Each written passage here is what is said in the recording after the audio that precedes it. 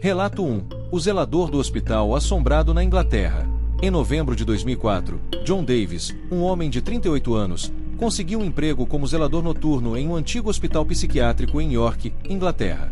O hospital, que havia sido parcialmente desativado, mantinha apenas alguns funcionários para manter a limpeza e a segurança de áreas ainda em uso. Na noite de 18 de novembro, John estava limpando o corredor principal, perto das antigas alas abandonadas, quando ouviu o som de portas batendo e risadas infantis. Isso o surpreendeu, pois sabia que aquela área estava desocupada há décadas. Decidido a investigar, John entrou em uma das alas e começou a caminhar por um corredor empoeirado. De repente, todas as luzes se apagaram. No escuro, ele sentiu uma brisa gelada passar por ele, junto com o som de passos leves atrás de si. Quando se virou, viu, por um breve segundo, a figura de uma menina vestida em roupas antigas, olhando fixamente para ele. Em pânico, John correu de volta para a parte ativa do hospital. Quando contou aos colegas, eles disseram que a ala onde ele havia entrado era conhecida por ser o local onde crianças órfãs, internadas para tratamento mental, haviam morrido durante um incêndio em 1923. John permaneceu no emprego por mais algumas semanas, mas se recusava a fazer rondas próximas à ala abandonada.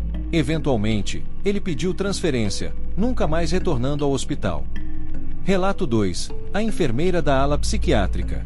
Em 2009, Carla Mendes, uma enfermeira recém-formada de 25 anos, começou a trabalhar no turno da noite em um hospital psiquiátrico na cidade de Porto Alegre. Era um local conhecido por sua ala psiquiátrica de segurança máxima, onde pacientes perigosos e com graves distúrbios mentais eram internados. Na noite de 14 de agosto, por volta das 2 horas, Carla estava em sua ronda quando ouviu uma voz suave vindo do final do corredor, onde ficava o quarto de um paciente chamado João, que estava sedado e não deveria conseguir falar. Ao se aproximar, Carla ouviu uma voz feminina sussurrando o nome dela repetidamente. Ao abrir a porta do quarto, encontrou João dormindo profundamente, mas sentiu uma forte corrente de ar frio. De repente, a porta do quarto bateu com força, sozinha. Carla ficou paralisada por alguns segundos, tentando entender o que havia acontecido. Ao falar com outros enfermeiros no dia seguinte, eles relataram experiências semelhantes, principalmente em noites chuvosas. Uma antiga enfermeira revelou que, anos antes, uma colega havia falecido no local sob circunstâncias misteriosas, e seu nome era Carla. Carla deixou o hospital poucas semanas depois, traumatizada. Até hoje, evita falar sobre o que viveu naquela ala psiquiátrica. Relato 3. O operador do posto de gasolina. Em 15 de outubro de 2017, Marco Silva começou a trabalhar no turno da madrugada em um posto de gasolina na BR-116, próximo à cidade de Camaçari, Bahia.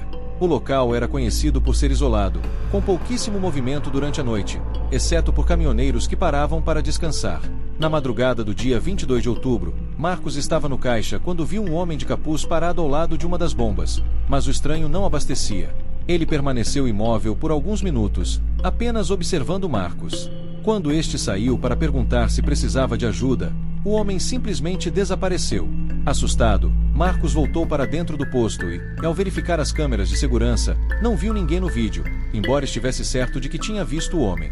Nos dias seguintes, Marcos começou a perceber que sempre por volta das 3 horas da manhã o posto ficava incrivelmente silencioso, como se o tempo parasse. As luzes piscavam, e ele ouvia barulhos de passos e sussurros. Conversando com outros funcionários, descobriu que o posto havia sido palco de um violento assalto em 2012, onde o frentista da época foi brutalmente assassinado durante a madrugada. Marcos pediu demissão 2 semanas depois, convencido de que algo sobrenatural assombrava aquele posto. Desde então, nenhum funcionário se manteve por muito tempo no turno da noite naquele local. Em junho de 2012, Renato Teixeira conseguiu um emprego como vigia noturno em um prédio abandonado no centro de São Paulo.